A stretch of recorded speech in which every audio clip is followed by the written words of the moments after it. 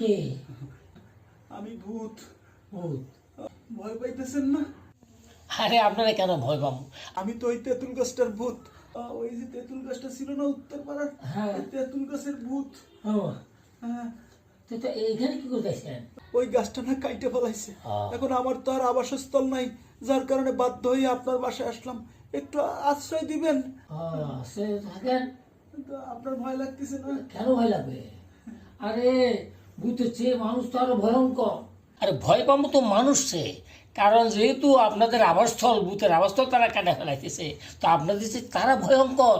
আপনি একটা কাজ করেন, ওই আমার ঘরের কোনায় থাকেন। কোনায় থাকবো? হ্যাঁ।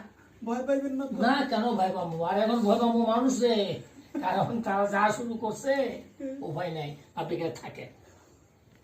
কথা কিন্তু সত্যি কইছে।